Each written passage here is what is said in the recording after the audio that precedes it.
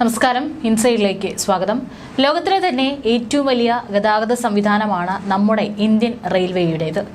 ഇപ്പോഴും ട്രെയിനിനെ ആശ്രയിക്കേണ്ട യാത്രയാണ് നമ്മുടെ ഇവിടെയുള്ള സാധാരണക്കാർക്കുള്ളത്. നമ്മളിപ്പോൾ മറ്റുള്ള രാജ്യങ്ങളിലെ വികസിത രാജ്യങ്ങളിലുള്ളവരൊക്കെ നോക്കുമ്പോൾ അവർ സ്വന്തം കാറിൽ യാത്ര ചെയ്യുമ്പോൾ, വിമാനത്തിലും യാത്ര ചെയ്യുമ്പോൾ വളരെ അത്യാവശ്യ ഘട്ടങ്ങളിൽ മാത്രമാണ് അവരൊക്കെ ട്രെയിൻ യാത്ര ചെയ്യുന്നത്. എന്നാൽ ഇന്ന് നമ്മുടെ രാജ്യത്ത് പാസഞ്ചർ ട്രെയിനുകൾ അടക്കം ധാരാളം ട്രെയിനുകളാണ് അങ്ങോട്ടും ഇങ്ങോട്ടും പോയിക്കൊണ്ടിരിക്കുന്നത്. ഒരു ദിവസം തന്നെ നിരവധി ട്രെയിനുകളാണ് രാജ്യത്ത് സഞ്ചരിച്ചുകൊണ്ടിരിക്കുന്നത്. സാധാരണക്കാരായിട്ടുള്ള നിരവധി ആളുകൾ, ലക്ഷക്കണക്കിന് യാത്രക്കാരാണ് ഒരു ദിവസം റെയിൽവേ ആശ്രയിക്കുന്നത്. ഇതിന് പ്രധാന ഒരു കാരണം മറ്റെല്ലാ ഗതാഗത മാർഗത്തേക്കാളും വളരെ ചിലവ് കുറവാണ് നമ്മുടെ ഇന്ത്യൻ റെയിൽവേയുടേത്. ഒരുപാട് പരിഷ്കാരങ്ങൾ ഇന്ന് നമ്മുടെ നരേന്ദ്രമോദി സർക്കാർ വന്നതിന് ശേഷം ഇന്ത്യൻ റെയിൽവേ മേഖലയിൽ വന്നുകൊണ്ടിരിക്കുകയാണ്. അടിസ്ഥാന സൗകര്യ വികസനങ്ങൾ കൊണ്ടുവരുന്നു, അതുപോലെ പാത ഇരട്ടിപ്പിക്കുന്നു, ഓവർബ്രിഡ്ജിൽ ട്രെയിൻ പോകാനുള്ള സംവിധാനങ്ങൾ ഉണ്ടാക്കുന്നു, പാളങ്ങൾ നിവർത്തുന്നു, വന്ദേ ഭാരത് ട്രെയിനുകൾ പോലെയുള്ള അത്യാധുനിക സൗകര്യങ്ങളോട് കൂടിയിട്ടുള്ള ട്രെയിനുകൾ കൂടുതലായിട്ട് ഓരോ രാജ്യത്തിന്റെ പല സംസ്ഥാനങ്ങളിലേക്കും കൂടുതലായിട്ട് കൊണ്ടുവന്നുകൊണ്ടിരിക്കുന്നു. ഈ ബജറ്റിൽ റെയിൽവേ കൂടുതൽ പണം മാറ്റിവെച്ചിരിക്കുന്നത് സുരക്ഷയ്ക്കാണെന്ന് പറയുന്നുണ്ട്. പക്ഷേ ഇതെല്ലാം പറയുമ്പോഴും സുരക്ഷ അടിസ്ഥാനപരമായി പാലിക്കുന്നുണ്ടോ എന്നുള്ള കാര്യത്തിൽ നമുക്കൊരു സംശയമുണ്ട്. അതിനുള്ളൊരു ഉദാഹരണമാണ് കഴിഞ്ഞ ദിവസം നമ്മുടെ രാജ്യത്ത് സംഭവിച്ചത്. അതിദാരുണമായിട്ടുള്ള സംഭവമാണ്. ഇന്നലെ റെയിൽവേ സ്റ്റേഷനിൽ തിക്കിലും തിരക്കിലും പെട്ട് 18ഓളം ആളുകളാണ് ചവിട്ടേറ്റ് ചതഞ്ഞരഞ്ഞ് മരിച്ചത്. അതിദാരുണമായിട്ടുള്ള കാഴ്ചയാണത്. ശനിയാഴ്ച രാത്രി ന്യൂഡൽഹി റെയിൽവേ സ്റ്റേഷനിൽ തിക്കിലും തിരക്കിലും പെട്ട് 18 പേരാണ് മരിച്ചത്. നമ്മുടെ രാജ്യത്തിന്റെ തന്നെ അന്തസ്സ് കെടുത്തുന്നൊരു സംഭവമാണെന്ന് പറയാതിരിക്കാൻ വയ്യ. ഇപ്പോൾ കുംഭമേള നടക്കുന്നതിനാൽ തന്നെ അങ്ങോട്ടേക്കുള്ള ട്രെയിനിലടക്കം വലിയ തിരക്കാണ് അനുഭവപ്പെടുന്നത്. പക്ഷെ അതിനെ കൃത്യമായി നിയന്ത്രിക്കാനായിട്ട് നമ്മുടെ റെയിൽവേ കൊണ്ട് സാധിച്ചില്ല എന്ന് തന്നെ 100% ഉറപ്പാണെന്ന് നമുക്ക് പറയേണ്ടി വരും. ഇപ്പോൾ ഒരു അന്വേഷണ റിപ്പോർട്ട് സംഭവത്തിന് പുറത്തു വന്നിട്ടുണ്ട്. മഹാകുംഭമേളയ്ക്ക് പ്രത്യേക ട്രെയിൻ പെട്ടെന്ന് പ്രഖ്യാപിച്ചതും പ്രയാഗ്രാജിലേക്കുള്ള ടിക്കറ്റ് വിൽപ്പനയിൽ പെട്ടെന്നുണ്ടായ വർധനവുമാണ് ഈ ദാരുണമായുള്ള സംഭവത്തിലേക്ക് നയിച്ചതെന്നാണ് റിപ്പോർട്ടിലെ വെളിപ്പെടുത്തൽ. പ്രയാഗ്രാജിലേക്കായി റെയിൽവേ അധികൃതർ ഓരോ മണിക്കൂറിലും ഏകദേശം 1500 ജനറൽ ടിക്കറ്റുകൾ വിതരണം ചെയ്യുന്നുണ്ടായിരുന്നു. ഈ 1500 സീറ്റൊക്കെ ഈ ജനറൽ കമ്പാർട്ട്മെന്റിൽ ഉണ്ടാകുമോ എന്നുള്ളത് നമ്മൾ ചിന്തിച്ചു കഴിഞ്ഞാൽ നമുക്ക് മനസ്സിലാകുന്നതേ ഉള്ളൂ. കാരണം ഇന്നൊക്കെ ട്രെയിനിൽ ജനറൽ കമ്പാർട്ട്മെന്റ് ഒക്കെ വെട്ടി ചുരുക്കി. പണ്ടൊക്കെ ഒരുപാട് ഉണ്ടായിരുന്നത് ഇപ്പോൾ തുടക്കത്തിലും അതുപോലെ തന്നെ അവസാനമായിട്ട് 1-2 കമ്പാർട്ട്മെന്റുകൾ മാത്രമാണ് ഈ ജനറൽ കമ്പാർട്ട്മെന്റുകളായിട്ട് ഉണ്ടാകുന്നത്. അവിടെയാണ് ഈ മണിക്കൂറിൽ 1500 ടിക്കറ്റ് വിറ്റ് കഴിഞ്ഞാൽ എവിടേക്കാണ് ഈ ജനങ്ങളൊക്കെ കയറി ചെന്ന് കൊടുക്കുക എന്നുള്ളതാണ്.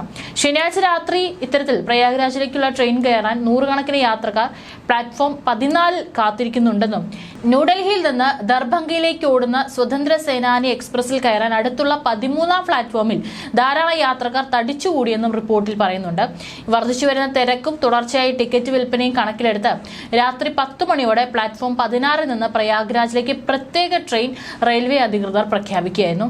ഈ അറിയിപ്പ് കേട്ടപ്പോൾ തന്നെ ഈ പ്ലാറ്റ്ഫോം നമ്പർ 14 കാത്തിരുന്ന ജനറൽ ടിക്കറ്റുള്ള യാത്രക്കാർ ഫുട് ഓവർ ബ്രിഡ്ജ് കടന്ന് 16ലേക്ക് പെട്ടെന്ന് പായുകയായിരുന്നു. അങ്ങനെ ചെയ്യുന്നതിനിടയിൽ അവർ മേൽപ്പാലത്തിൽ ഇരുന്ന യാത്രക്കാരെ ചവിട്ടി മരിച്ചു. അതേസമയം ഒരാൾ വഴുതി വീണു. ഇത് തിക്കിലും തിരക്കിലും കലാശിച്ചു. സംഭവ സമയത്ത് പട്നയിലേക്ക് പോവുകയായിരുന്ന മഗധ് എക്സ്പ്രസ് 14ാം പ്ലാറ്റ്ഫോമിൽ നിൽക്കുകയായിരുന്നു. ജമ്മുവിലേക്ക് പോവുകയായിരുന്ന ഉത്തർ സമ്പർക്ക് ക്രാന്തി 15ാം പ്ലാറ്റ്ഫോമിലുമായിരുന്നു. 14 നിന്ന് 15ലേക്ക് വരികയായിരുന്ന ഒരു യാത്രക്കാരൻ പടിക്കെട്ടുകളിൽ വഴുതി വീണു.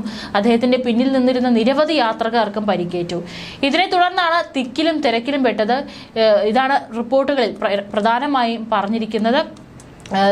തിരക്കിൽപ്പെട്ടവർക്ക് 3/4 മണിക്കൂറിന് ശേഷമാണ് അധികൃതരുടെ സഹായം കിട്ടിയതെന്നും പറയുന്നുണ്ട്. ഇതാണ് ദുരന്തം ഇത്രയേറെ ഭീകരമാക്കിയത്.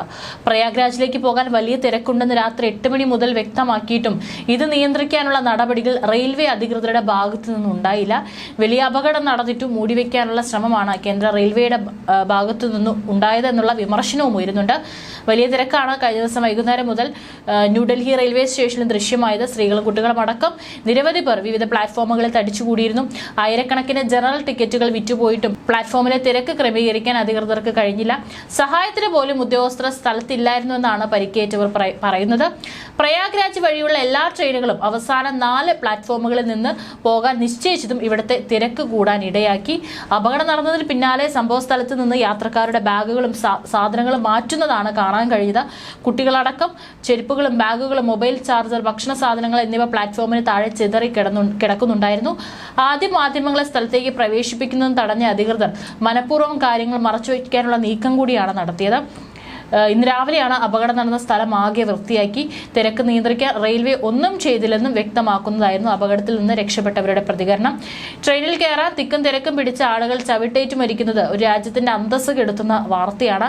മറ്റുള്ള രാജ്യങ്ങളിലെ മാധ്യമങ്ങളടക്കം ഇത് വലിയ ഹെഡ്ലൈനായിട്ട് വന്നിട്ടുണ്ട്. കാരണം ഈ റെയിൽവേ പാളം തെറ്റി അപകടം ഉണ്ടാകുന്നത് അതൊരു ആക്സിഡന്റ് ആണ്. എന്നാൽ ഇവിടെ മനുഷ്യരുടെ ചില പ്രവർത്തികൾ കൊണ്ട് തന്നെയാണ് വലിയൊരു അപകടം സംഭവിച്ചിരിക്കുന്നത്. ആളുകൾ തോന്നിയതുപോലെ വരിക, തോന്നിയതുപോലെ ഓടുക, ഇതെല്ലാം തന്നെ ഒഴിവാക്കണം. കുംഭമേളയ്ക്ക് ഒഴുകിയെത്തുന്നവരെ താങ്ങാനൊന്നും നമ്മുടെ റെയിൽവേക്ക് പ്രാപ്തിയില്ല. മറ്റു സൗകര്യങ്ങൾ ഒരുക്കേണ്ടതായിരുന്നു. 4-5 ജനറൽ കോച്ചുകൾ ഉണ്ടായിരുന്ന എല്ലാ ട്രെയിനുകളിലും എന്നാൽ ഇപ്പോൾ മുന്നിലൊന്നും പിന്നിലൊന്നും എന്ന നിലയിൽ 2 ജനറൽ കോച്ചുകളാണ് കാണാൻ സാധിക്കുന്നത്. നമ്മുടെ കേരളത്തിലൂടെ പോകുന്ന ട്രെയിനുകളിലൊക്കെ തന്നെ നമ്മൾ കയറി കഴിഞ്ഞാൽ നമുക്കത് മനസ്സിലാകും. സീറ്റിന്റെ എണ്ണം നോക്കാതെ ജനറൽ ടിക്കറ്റും സ്ലീപ്പർ ടിക്കറ്റൊക്കെ ഇങ്ങനെ റെയിൽവേ നൽകിക്കൊണ്ടിരിക്കുകയാണ്. പലപ്പോഴും ജനറൽ കമ്പാർട്ട്മെന്റിൽ കയറാൻ പോലും പ്രയാസമായിരിക്കും. ഉയർന്ന വില കൊടുത്ത് സ്ലീപ്പർ ടിക്കറ്റ് വാങ്ങിയാലും ഞെങ്ങി നിൽക്കേണ്ട അവസ്ഥയാണ് ഉള്ളത്.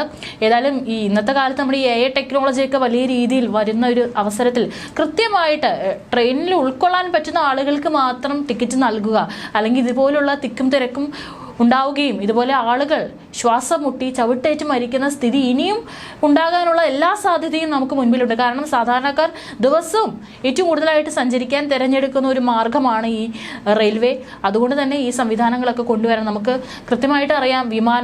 എത്രത്തോളം വിമാനങ്ങളാണ് ദിവസം രാജ്യത്തിന്റെ പല ഭാഗങ്ങളിലേക്കും അതുപോലെ തന്നെ ലോകത്തിന്റെ പല ഭാഗങ്ങളിലേക്കും ദിവസവും അങ്ങോട്ടും ഇങ്ങോട്ടും പോയിക്കൊണ്ടിരിക്കുന്നത്. പക്ഷേ ഒരു വിമാനം കൃത്യമായി ലാൻഡ് ചെയ്യുമ്പോഴും അല്ലെങ്കിൽ വിമാനം അവിടെ നിന്ന് പുറപ്പെടുമ്പോഴും സമയം എല്ലാം അടക്കം കൃത്യമായി തന്നെ എല്ലാ കരുതലും അതുപോലെ തന്നെ എല്ലാ മുന്നറിയിപ്പും കൃത്യമായി നൽകും. അതുകൊണ്ട് തന്നെ അവിടെ വെച്ചൊരു 2 വിമാനം തമ്മിൽ കൂട്ടിയിടിച്ചുള്ള അപകടങ്ങളൊന്നും ഉണ്ടാകുന്നില്ല.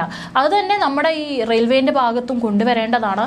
കൃത്യമായിട്ട് ടെക്നോളജി ഒരുപാട് ഇനിയും ഉപയോഗിക്കേണ്ടിയിരിക്കുന്നു. ഇതുപോലെ ഒരുപാട് ടിക്കറ്റൊക്കെ നൽകാതെ കൃത്യമായിട്ട് ആളുകളെ ഉൾക്കൊള്ളാൻ പറ്റുന്ന ടിക്കറ്റ് മാത്രം നൽകുക.